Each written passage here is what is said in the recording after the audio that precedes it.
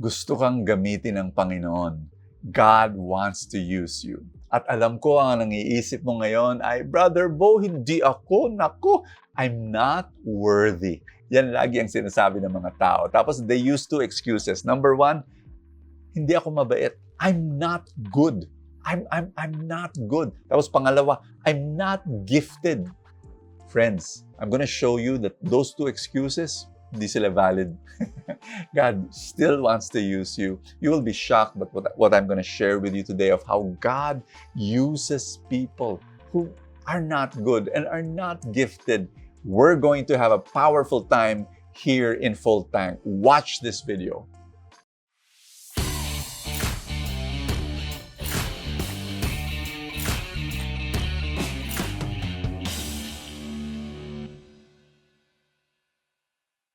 Alam mo, marami nagsasabi sa akin yan, I'm not good, Brother Bo. Ikaw ang bait-bait mo, you know. I'm not good. Ibig sabihin, nagkasala ako, morally, I'm weak, ano pa.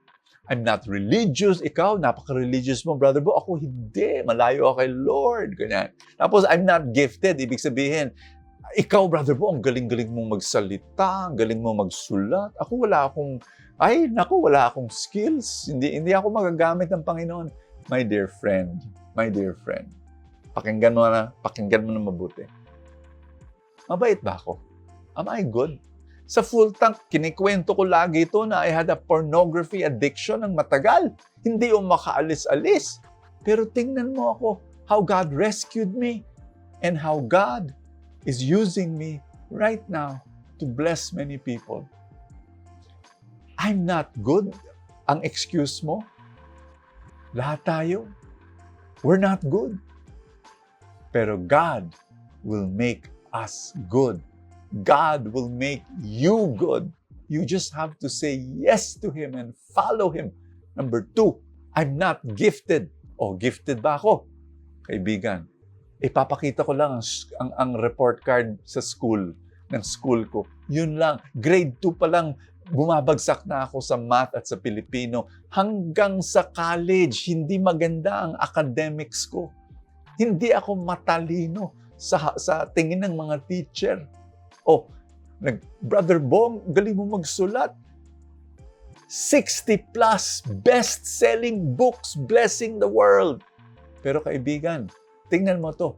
Nung college ako, yung mga essay ko, bumabalik sa akin, galing sa professor, letter F ang nakalagay. Hindi ako magaling na manunulat nung ako'y college. Pero ganun si Lord, di ba? Yung mga kapalpakan natin, binibigay natin sa Kanya. Yung F natin, binibigay sa Kanya. Ang ginagawa niya, He turns our failure into fantastic. And that's what you need to do. Our gospel for today, si Jesus, He handpicked, sino? Pinili niya yung mga apostles niya. Good ba yan at gifted ba yan? Hindi rin.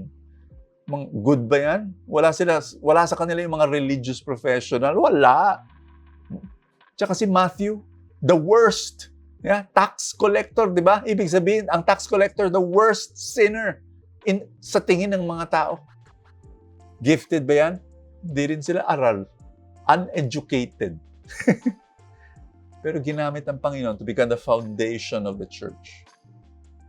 My dear friend, what God wants you to do is to say yes. Will you say yes to Him? Si Lord nang bahala. He will make you good and He will gift you with what you need in your life. Let's pray together in the name of the Father and of the Son and of the Holy Spirit. Amen. Say this after me. Lord, I want to say yes. Gusto ko mag-yes sa iyo. Kaya lang, daming takot sa puso ko. Hindi ako mabait. Make me good. Transform me and change me. Lord, kulang yung aking kakayahan. Bigay mo sa akin, Panginoon, lahat ng kailangan mo. Lahat ng kailangan ko para maglingkod sa iyo. At para makabless ng maraming tao. Sa pangalan ni Kristo Jesus. Amen. Amen. In the name of the Father, and of the Son, and of the Holy Spirit. Amen. Maraming salamat sa pag-join sa Full Tank. I have 2 invitations I want to share with you.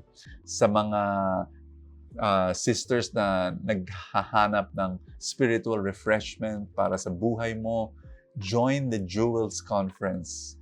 Once a year, we gather all the women. Pang sisters lang to. It's powerful. Join us. We invite international speakers. We have small groups. It's going to bless your life. More descriptions, more about it. Click the link in the description below.